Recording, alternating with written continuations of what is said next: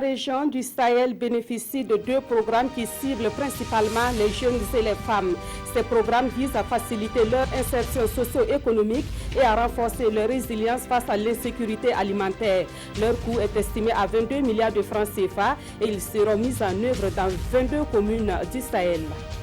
Dans ce journal, nous irons à Galgouli, dans le sud-ouest, où l'utilisation du cyanure dans l'exploitation artisanale de l'or demeure un phénomène inquiétant. Et pourtant, la dangerosité de ce produit chimique n'est plus à démontrer.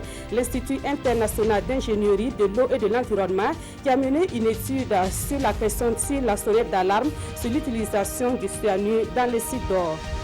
Et puis à l'étranger, le président français ne veut plus voir de migrants dans les rues de son pays. Emmanuel Macron se donne comme délai la fin de l'année en cours pour trouver des hébergements pour les migrants sans domicile.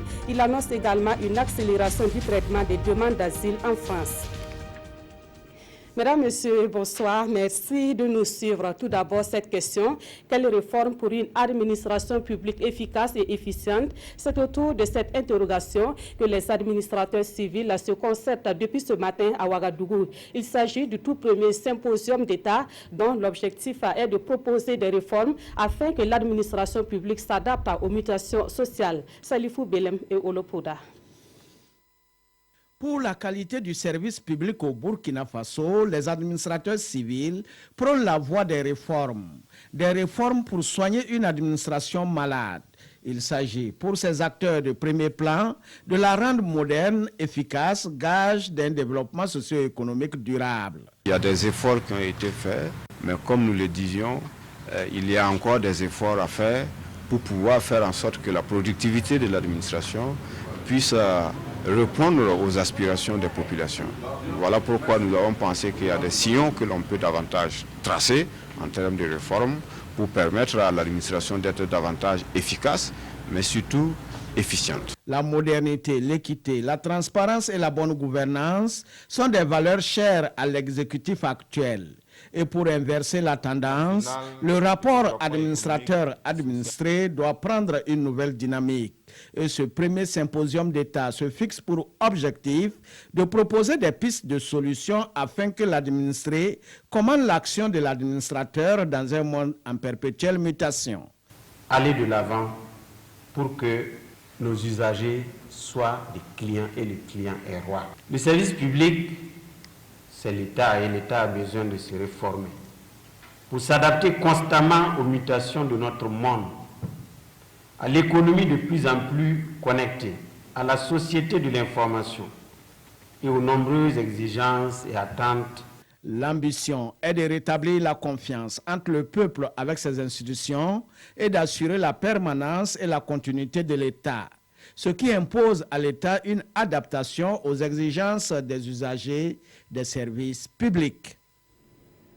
Dans l'actualité ce soir, des partenaires de l'État burkinabé, dont l'ONG Oxfam et la coopération italienne, vont mettre en œuvre 2 programmes au profit des jeunes et des femmes de la région du Sahel. Ces 2 programmes sont financés par le Fonds d'urgence pour l'Afrique à près de 15 milliards de francs CFA. Leur lancement est intervenu le 26 juillet dernier à Dori. Le reportage d'Ibrahim Kagone et Sekou Zongo. Améliorer l'accès des ménages et des groupes vulnérables aux services de base et aux actions préventives de la malnutrition et augmenter les revenus des jeunes et femmes par le développement d'activités génératrices de revenus, c'est tout l'intérêt de ces 2 programmes lancés ici à Dori. La mise en œuvre réussie de ces 2 ambitieux projets passe nécessairement par l'engagement et la détermination de tous. C'est pourquoi j'exhorte chaque acteur à consentir le sacrifice nécessaire pour faire de la mise en œuvre de ces 2 projets un franc succès. Au niveau du ministère, nous avons l'œil sur tous les projets qui sont mis en œuvre par le Trust Fund et nous suivons ces projets-là pour être sûr que ce qui a été écrit sur le papier, c'est effectivement ce qui se fait sur le terrain. Ces 2 programmes, le projet d'insertion et de stabilisation socio-économique des jeunes et femmes du Sénat et le projet renforcement de la résilience des communautés vulnérables à l'insécurité alimentaire et nutritionnelle dans les zones septentrionales au Burkina Faso sont financés par le Fonds fiduciaire d'urgence de l'Union européenne. Les préfinancements ont déjà été transférés aux partenaires pour qu'ils puissent directement commencer des activités dès aujourd'hui, dès la signature, dès le démarrage de cette cérémonie.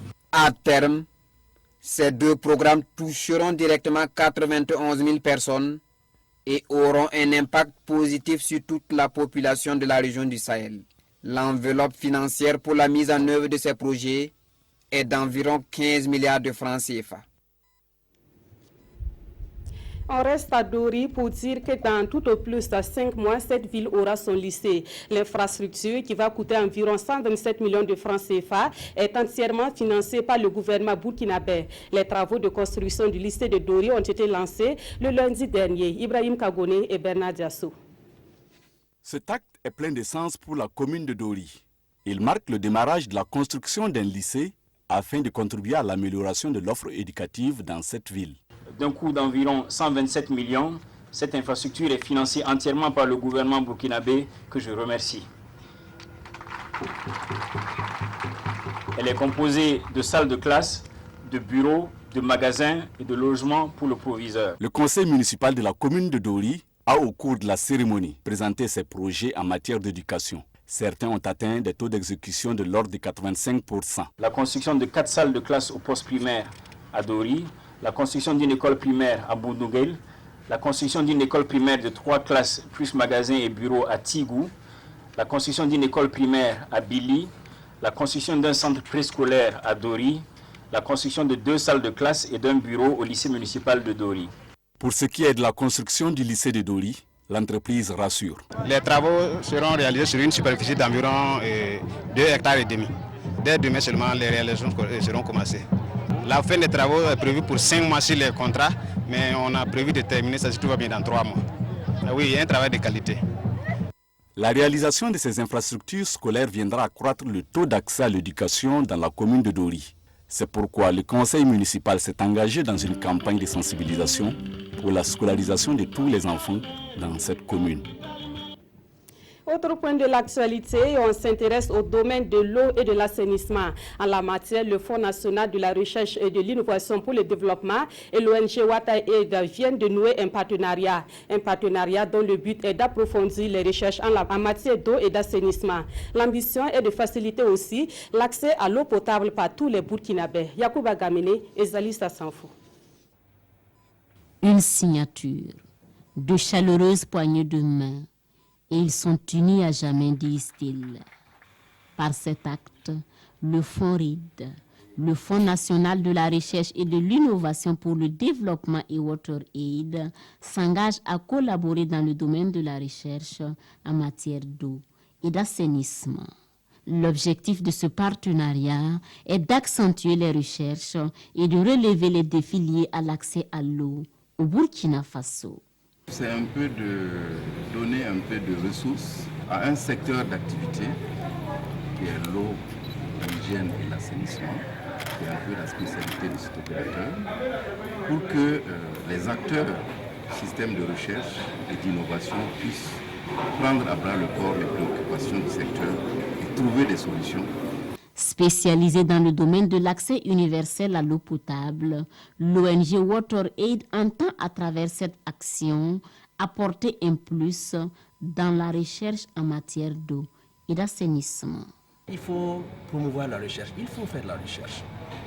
Faire la recherche parce que c'est à ce prix-là que nous pouvons aller vers l'innovation et trouver des solutions qui permettent non seulement de garantir une eau de bonne qualité, mais aussi une eau qui est disponible permanemment pour les populations et qui soit accessible. Le Fonds RID est un fonds national de financement créé en octobre 2011 par décret. WaterAid devient ainsi le premier partenaire non étatique à collaborer avec le Fonds RID.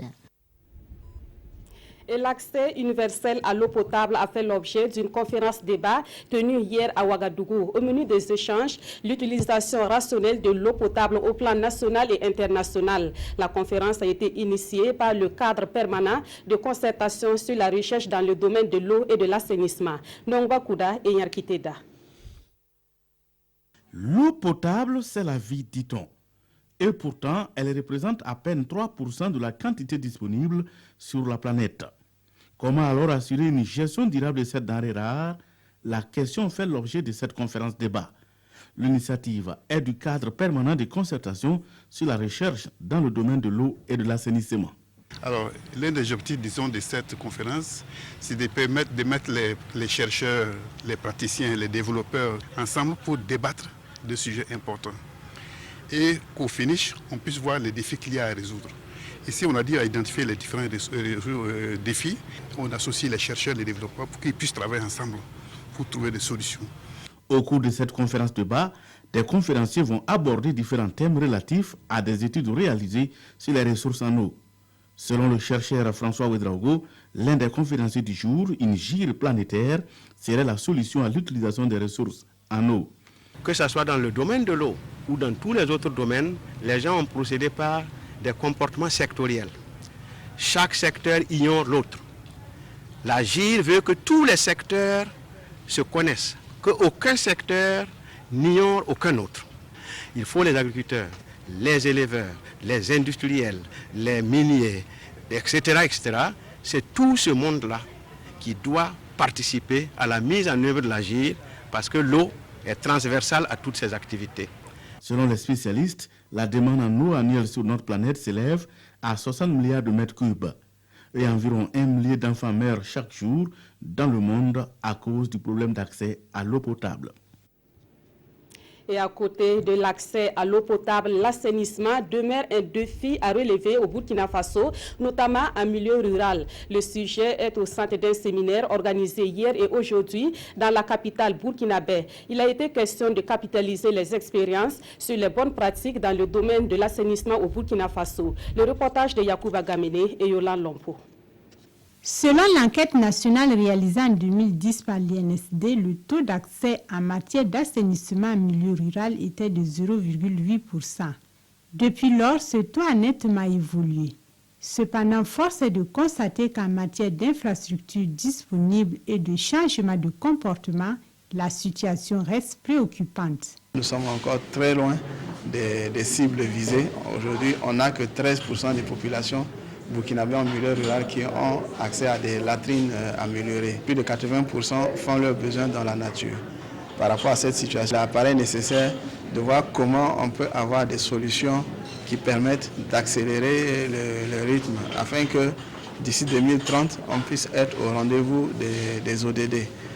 Quand bien même des mécanismes de suivi et évaluation existent, la capitalisation des expériences pour améliorer les pratiques des professionnels du secteur n'a pas toujours été systématique. Cette plateforme de partage de connaissances et d'expertise sur les évaluations et opportunités relatives à l'assainissement familial en milieu rural vise donc à changer la donne. De 2010 jusqu'en 2016-2017, il y a eu beaucoup d'approches, beaucoup de stratégies qui ont été mises en œuvre. On peut citer par exemple la promotion de l'assainissement total porté par les communautés. Il y a les autoréalisations qui ont été promues aussi, l'intermédiation sociale. Il y a eu aussi la promotion des technologies d'assainissement. Pour sa part, l'Union européenne a déjà déployé 20 millions d'euros pour soutenir l'assainissement au profit de plus d'1 million de personnes au Burkina Faso. Cap à présent sur la région du sud-ouest où le phénomène de l'utilisation du cyanure ne cesse d'inquiéter. La dangerosité de ce produit chimique n'est plus à démontrer, mais il continue d'être utilisé sur les sites d'or artisanaux. Et c'est notamment le cas à Kalgouli et ses environs dans la commune de Kamti. L'Institut international d'ingénierie de l'eau et de l'environnement a mené une étude sur le sujet. Des précisions avec Madou Ouedraogo et Aboubakar Traouri. Nous sommes sur le site d'orpaillage de Galgouli dans la commune de Kamti. Les ouvriers de Michel Savadogo sont en plein travail de lavage d'or. On met l'eau, on met au mot. Là maintenant on enlève la poudre, maintenant on met dedans. À ce moment-là, on est en train de mouiller. Si ça revenait comme ça, comme vous voyez, là maintenant on commence à laver comme ça. Outre ce procédé, certains orpailleurs du site de Galgouli utilisent des produits chimiques comme le cyanure dans l'extraction du métal jaune. Ils creusent 3 bassins, 2 très grands. Le plus petit des bacs est au milieu. Tapissé avec du ciment, c'est là que les orpailleurs mettent leurs produits dont j'ignore le nom pour le traitement de l'or.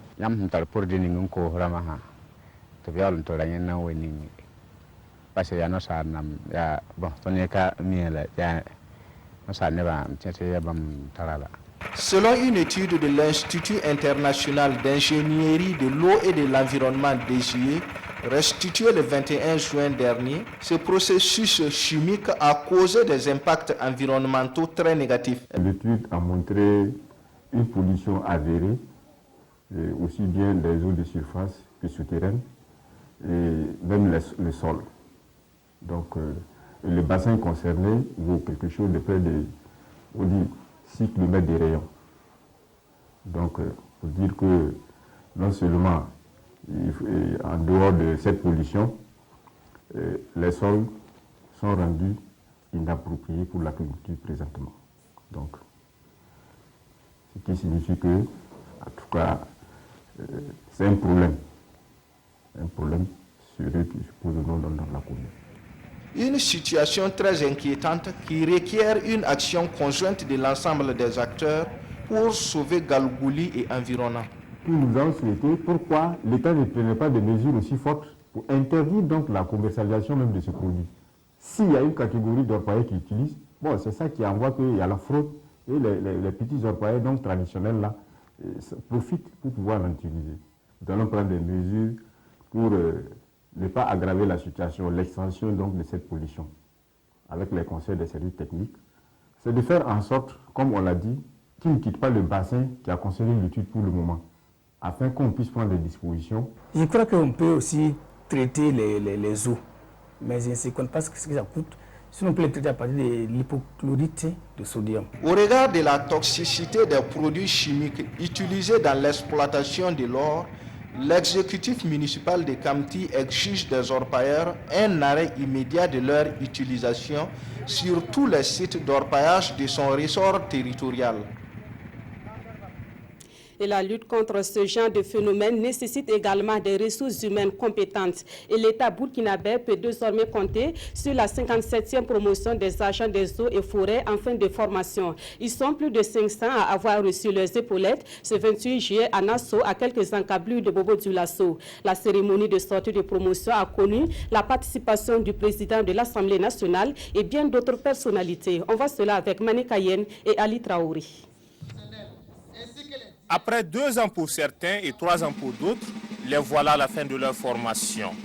Les 535 agents des eaux et forêts et environnementalistes sont désormais outillés pour la sauvegarde de la nature. Pour symboliser cette lutte, ils reçoivent ici devant autorité, parrain et connaissance, leur distinction. Nous avons appris des matières techniques telles que la botanique, et la faune, la pêche, la sylviculture. Et nous avons même innové avec des matières telles que le site, et la cartographie et bien d'autres. Dans le domaine de l'environnement, on doit relever beaucoup de défis pour le ministère en tant que notre structure employée et pour les collectivités comme on doit les accompagner dans le domaine de la décentralisation et dans le transfert de compétences. Promotion de l'économie verte dans un contexte de changement climatique, c'est le thème qui a retenu l'attention de cette 57e promotion. Une promotion baptisée Joanny Zongo pour les 4 luttes, à savoir la lutte contre la divagation des animaux, la coupe abusive du bois, les feux de brousse et la prolifération des déchets plastiques. Les questions de l'environnement, c'est des questions transversales. Chaque citoyen, chaque Burkinabé doit désormais agir avec la nature et non contre la nature.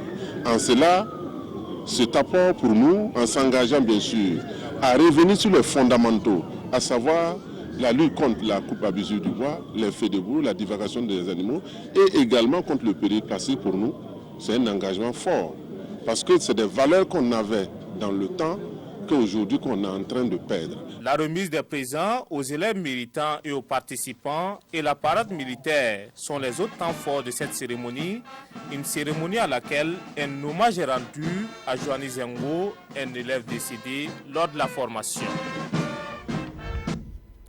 Autre point de l'actualité, le gouvernement burkinabé apporte son appui au monde rural pour la production d'aliments pour bétail. Le ministère en charge des ressources animales a remis des équipements à des producteurs de fourrage. Cet appui est estimé à 400 millions de francs CFA et vise principalement à professionnaliser le secteur de l'élevage au Burkina Faso. Paul David Bambara, Mariam Daou et Bouma Ernest Nebi. Du matériel pour la mécanisation de la production fourragère. Au total, 85 motoculteurs et 115 broyeurs seront remis à des associations et groupements des 13 régions du Burkina. D'un coût unitaire de 2 millions de francs CFA, ces équipements bénéficient d'une subvention de 80% du ministère en charge des ressources animales. Nous avons un problème sérieux au Burkina Faso, l'alimentation bétail. Nous avons un cheptel énorme, mais nous manquons de nourriture pour nos animaux. Et vous savez que la nourriture principale de l'animal, c'est la paille, c'est l'herbe, c'est le foin. Il faut pouvoir cultiver le fourrage, c'est ce que nous appelons culture fourragère. Il faut développer. Et à travers ces équipements, nous améliorons cette culture fourragère. Nous encourageons nos producteurs à cultiver le foin. Et les bénéficiaires, c'est d'abord les associations. Et toute association, maintenant, il y a des grands producteurs aussi qui peuvent bénéficier, puisque nous mettons à prix subventionné. L'appareil coûte environ 2 millions, vous enlevez 20%, ça vous fait peut-être gros mot 400 000 francs que le producteur devra payer. La politique du ministère, c'est accompagner les associations et en particulier les associations féminines. Pour la représentante des bénéficiaires, c'est un cri de cœur qui a été entendu. Les mots me manquent pour dire qu'ils ont concrétisé leurs engagements. D'habitude, il y a des engagements, mais à la fin, on ne voit rien.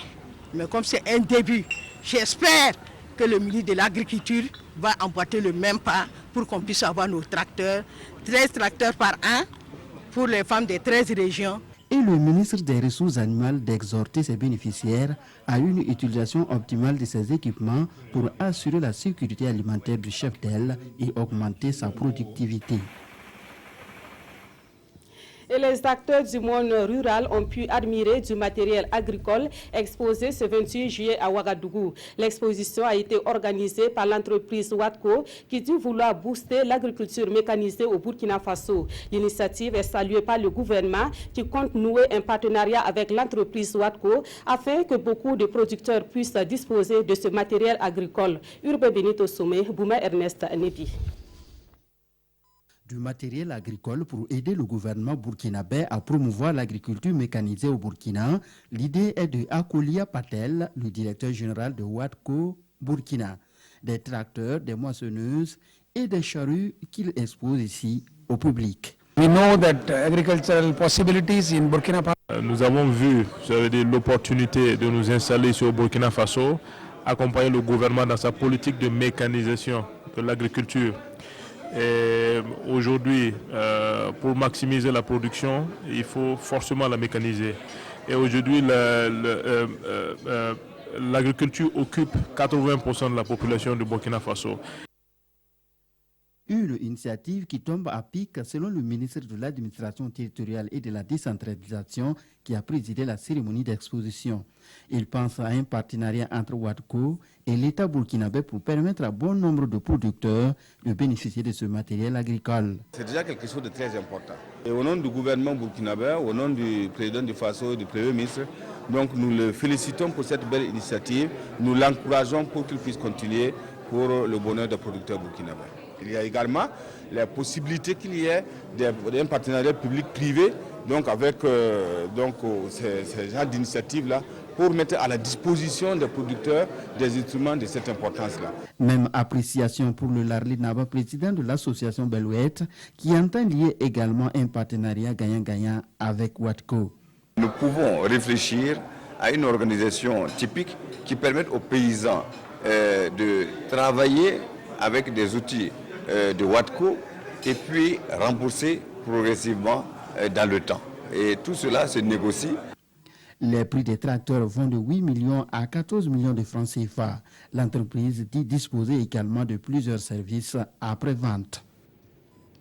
Parlons de diplomatie dans ce journal. L'ambassadeur de la République fédérale d'Allemagne est en fin de mission au Burkina Faso. Le ministère en charge des Affaires étrangères et de la coopération a organisé hier soir une cérémonie de revoir à son intention. Une occasion pour magnifier l'excellence des relations et rappeler les domaines de coopération entre l'Allemagne et le Burkina Faso. Roger Kam, Lambert Soma, Zoubavier David Dabiri. L'ambassadeur d'Allemagne reçoit ici l'insigne d'officier national de l'ordre du mérite burkinabé. Une distinction qui couronne près de 3 ans de présence dans notre pays. Une période qui a permis le renforcement de la coopération entre les deux pays dans les domaines comme l'agriculture, la décentralisation, l'eau et l'assainissement. Je quitte votre pays, votre beau pays, après 13 années qui étaient très riches en événements, des événements parfois inattendus, mais des événements aussi gérés d'une manière impressionnante par la population burkinabé. Donc moi, je me félicite d'avoir vécu ces moments ici avec vous, d'avoir pu suivre l'insurrection populaire, d'avoir pu vivre la période de la transition et maintenant de pouvoir suivre la période de la démocratisation. Le ministre des Affaires étrangères s'est félicité de l'excellence des relations qui unissent l'Allemagne et le Burkina Faso. Des relations qui ont connu un souffle nouveau avec la visite du chef de l'État Roch Marc Christian Kaboré à Berlin, courant 2017. Cela s'est traduit par les journées de coopération qui se sont ouvertes récemment au mois de juillet là, entre les deux pays et qui ont abouti à un important accord triennal portant sur 102 millions d'euros, soit 67 milliards de francs CFA. Un fait important aussi, l'engagement de l'Allemagne à appuyer la région du Sahel dans la lutte contre le terrorisme, notamment le G5 du Sahel. Affectueusement appelé l'homme aux nœuds papillons, le diplomate allemand a pour prochaine destination la Russie. Actualité à l'étranger avec cette lueur d'espoir pour les migrants sans domicile fixe en France. Emmanuel Macron déclare ne plus vouloir de migrants dans les rues de son pays. Le président français compte trouver une solution d'hébergement de tous les migrants avant la fin de l'année en cours. Emmanuel Macron ne veut plus voir de migrants dans les rues d'ici la fin de l'année. Le président français a fait cette déclaration ce jeudi à la préfecture d'Orléans où il assistait à une cérémonie de naturalisation. Il dit vouloir partout des hébergements d'urgence pour que tous soient logés dignement. Il a également rappelé sa volonté d'accélérer le traitement des demandes d'asile. Le gouvernement français entend ramener ce délai de 18 à 6 mois tout en appliquant une vraie politique de reconduite aux frontières pour les dossiers refusés.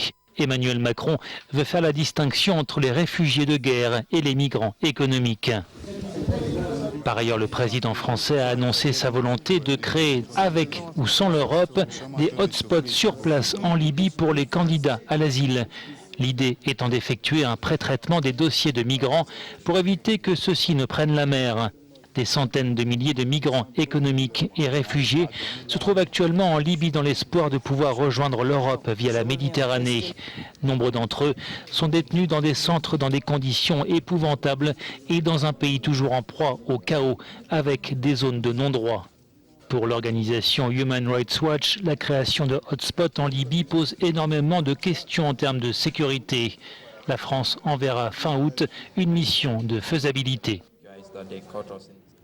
Au Burkina Faso, la nouvelle défraie la chronique. Il s'agit du scandale sexuel dans le milieu scolaire dans la région des Cascades. Les journaux de ce 28 juillet en parlent dans leur colonne. Les quotidiens reviennent également sur les résultats de la 7e journée des Jeux de la francophonie en Côte d'Ivoire. La revue de presse est signée Toboum Evelyne Dabiri. Un enseignant enseigne 5 filles de la même classe. Cela se passe à Mangodara, localité située à une centaine de kilomètres de Banfora dans les Cascades, annonce en chœur les journaux. L'information a été donnée par le chef du village de la dite localité, Zoumana Ouattara, lors d'une caravane de presse dans la région des Cascades, explique le quotidien. Le pays précise que dans cette localité, ce sont plus de 120 cas de grossesse qui ont été enregistrés dans les établissements dans cette commune ces 3 dernières années.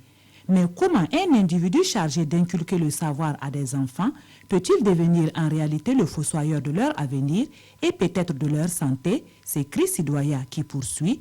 Après tant de campagnes de sensibilisation aux rapports sexuels protégés, il est simplement écœurant de se rendre compte au final que des personnes lettrées continuent à leur risque et péril d'entretenir des relations sexuelles non protégées. Alors, quelle solution pérenne à ce problème interroge le pays.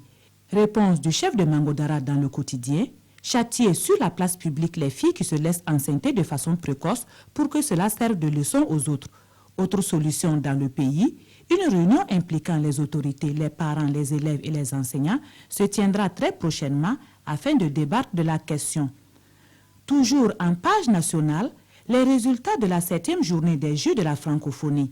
Les Burkinabés ont fait leur entrée en liste dans 2 autres disciplines, le cyclisme et la lutte africaine, annonce aujourd'hui au Faso.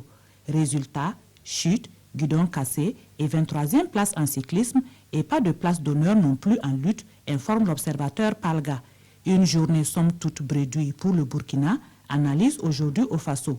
Pour l'observateur Palga, l'espoir d'autres lauriers est même quasi nul, sauf miracle. Et c'est la fin de ce journal. Merci de l'avoir suivi et merci de votre fidélité à la RTV.